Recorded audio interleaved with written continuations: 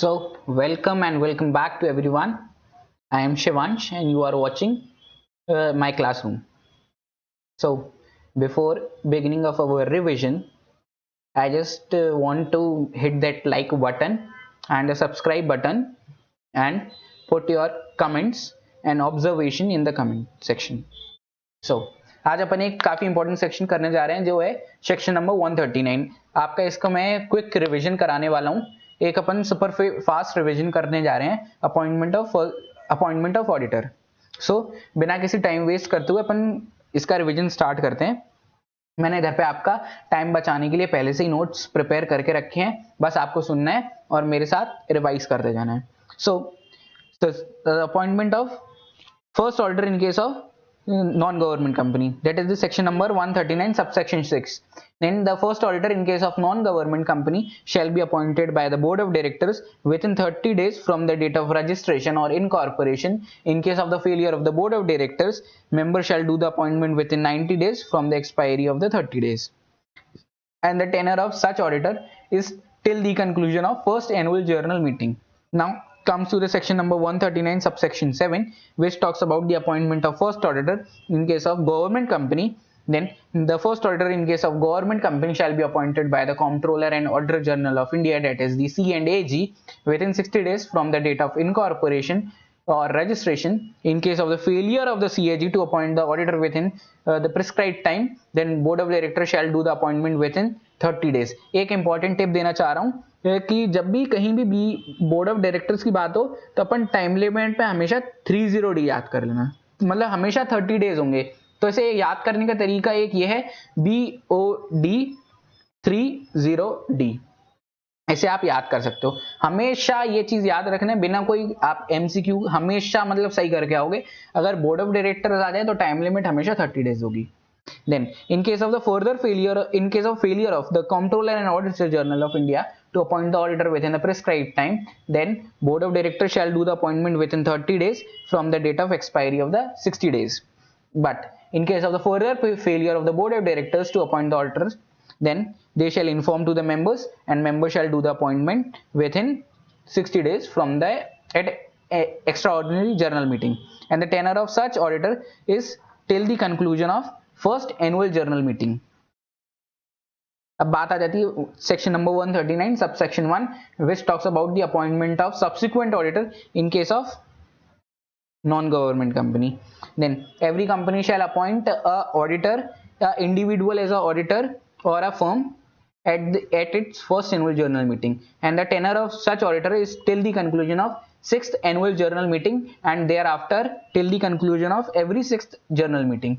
And एक important point, in which the meeting in which the auditor is selected is considered as its first annual journal meeting. इसके कुछ important notes हैं। Before appointment of the auditor, a written consent of the auditor and a certificate उससे obtain करना है, और certificate shall also indicate whether it certifies the condition that are prescribed under section 141, कि वो disqualified तो नहीं है। Then company shall inform the ROC within 15 days from the appointment of the auditor in ADT 1, ये याद रखना, और इसके साथ साथ ऑडिटर को भी बताना है। देन आ जाता है section number 139 subsection 5, which talks about the appointment of subsequent auditor in case of government company. Subsequent auditor in case of government company. Then CAG shall in respect of a financial year appoint a auditor duly qualified, मतलब कोई भी disqualification और eligible होना चाहिए और कोई भी disqualification attract नहीं करनी चाहिए, जो कि सेक्शन नंबर 141 में है। Shall duly qualified to be auditor appointed as auditor of the company within a period of 180 days 180 days from the date of commencement, ये याद रख लेना भाई, commencement of the financial year, और टेनर इसका till the conclusion of next annual general meeting, कि अगली जो भी जर्नल मीटिंग होगी उसमें इसका टेनर रहेगा, उस अगली मतलब नेक्स्ट जर्नल मीटिंग तक का उसका टेनर है।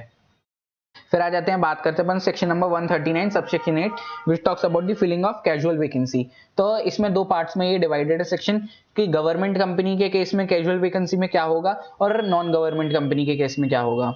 So in case of non-government company, the casual vacancy shall be filled by the board of directors within a period of 30 days. But if such casual vacancy is as a result of resignation, then such appointment shall be approved by the members. Members से कैसे OR पास कराना पड़ेगा within a period of 3 months from the date of recommendation. ठीक है. Then in case of government company, then the casual vacancy shall be filled within 30 days. In case of the failure of the C and AG, then the board of directors shall fill the casual vacancy within 30 days. और इन दोनों के case में the tenure of the auditor is till the conclusion of next annual general meeting. अब बात आ जाती है section number जो रेजिग्नेशन के केस के सेक्शंस हैं, which is section number 140 subsection 2 and 140 subsection 3. If the auditor shall within a period of 30 days, अगर ऑडिटर रिजाइन करता है तो with in a period 30 days उसे एक स्टेटमेंट फाइल करना पड़ेगा इन फॉर्म नंबर ADT3. उसे ADT3 के अंदर एक स्टेटमेंट फाइल करना पड़ेगा to the company and ROC. अगर वो गवर्नमेंट कंपनी है इनके तो C and AG को भी फाइल करना पड़ेगा. तो स्टेटमेंट में बताएंगे क्या, तो स्टेटमेंट में बताएंगे उसे indicating fact and other reasons causing resignation. अगर ऑडिटर 30 डेज के अंदर एक स्टेटमेंट ADT3 में फाइल नहीं कर पाया तो क्या उसके कॉन्सिक्वेंसेस होंगे.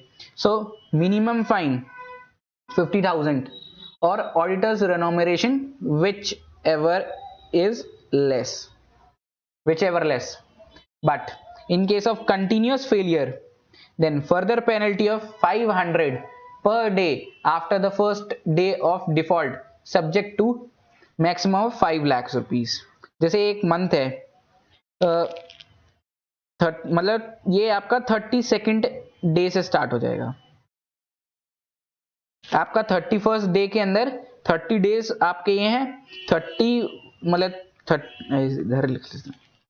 30 डेज तक आपका टाइम लिमिट है. 31 डे के अंदर आपका 50,000 वाला ये वाला अट्रैक्ट हो जाएगा और 32 डे के अंदर ये अट्रैक्ट हो जाएगा. ये है नाउ कुछ मिसलिनियस प्रोविजंस है सेक्शन नंबर 139 के अंदर, तो अपन उन मिसलिनियस प्रोविजंस को एक साथ देखने वाले हैं. सो अ रिटायरिंग ऑडिटर मे नॉट, इधर पे ये चीज सबसे ज्यादा इंपॉर्टेंट है, may not be reappointed as an auditor at annual general meeting if एक रिटायरिंग ऑडिटर रीअपॉइंट नहीं हो सकता अगर ये चीजें हो जाती हैं तो. if he is disqualified for reappointment, if he has given any notice in writing of his unwillingness कि भाई वो पहले तो चीज वो डिस्क्वालिफाइड हो गया, दूसरा उसने एक रिटर्न में नोटिस दे दिया कि वो उस अनविलिंगनेस वो ऑर्डर नहीं बनना चाहता, और a special resolution has been passed for appointment of other auditor और providing expressly that he shall not be appointed. फिर एक और, where at any annual general meeting कोई भी ऑडिटर अपॉइंट नहीं हुआ तो existing auditor shall be appointed as the auditor, मतलब कंटिन्यू हो जाएगा वो वाला auditor.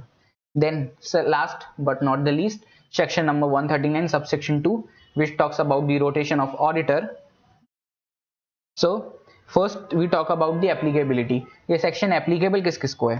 First in case of listed company, in case of unlisted. listed company को तो हर एक चीज applicable ही है मोस्टली. मतलब कोई भी ऐसे टाइम लिमिट्स वगैरह आती हैं तो आप हमेशा आंखें बंद करके लिस्टेड कंपनी का कोट कर सकते हैं. फिर आ जाता है अनलिस्टेड कंपनी की बात में. So all public company having paid up share capital less than और equal to paid up share capital more than और equal to 10 crores. All the private company having paid up share capital more than or equal to 50 crores, but all company having paid up share capital below the threshold limit. उनका paid up share capital मतलब इसमें public भी है included, private भी है included, लेकिन उनका paid up share capital ये जो थ्रेशोल्ड लिमिट है 10 करोड़ और 50 करोड़ इससे कम है, लेकिन उनका borrowing from financial institution, banks, public deposits are more than और इक्वल टू 50 करोड़, तो उन पे ये section rotation of the auditor there is section number 139 subsection 2 applicable हो जाएगा। बट इसके अंदर कुछ कुछ कंपनीज एक्सक्लूडेड है जो कि 1 पर्सन कंपनी, स्मॉल कंपनी, ये एक्सक्लूडेड है। सो अब ये सेक्शन नंबर 139 सबसेक्शन 2 कहता क्या है? So in case of individual auditor, in case of audit firm, in case of individual auditor no company shall, इधर पे नो पे भी हाईलाइट करो। So in case of individual auditor no company, या no important है, no company shall appoint और reappoint an individual as auditor for more than one term of 5 consecutive years, one term of 5 consecutive years, and after completion of his term he shall not be eligible for reappointment in the same company for 5 years। मतलब इधर पे ये 5 years का क्या है? Cooling period.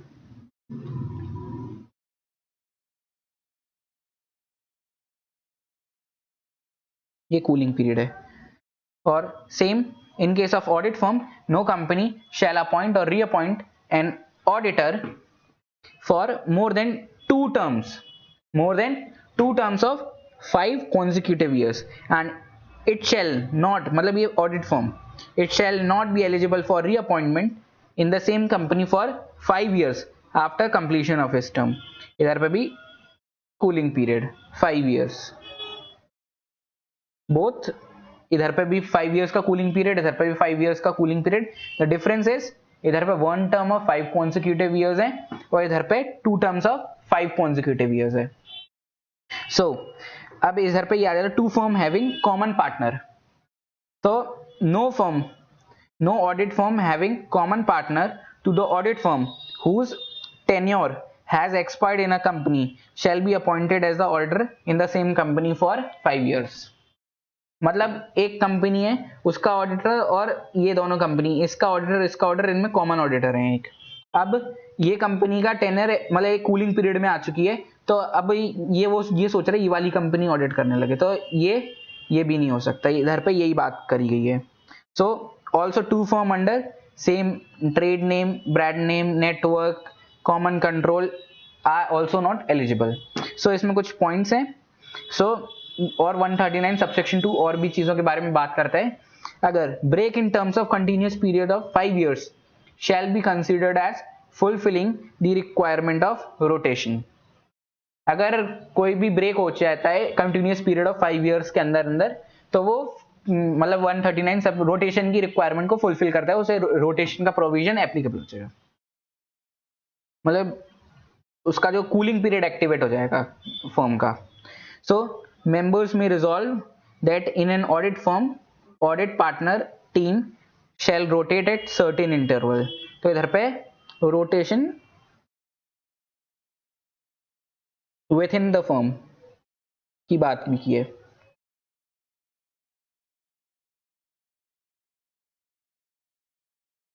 सो और एक member may also resolve that in an audit firm audit shall be conducted by more than one auditor। तो इधर पे जॉइंट ऑडिट की भी बात की है।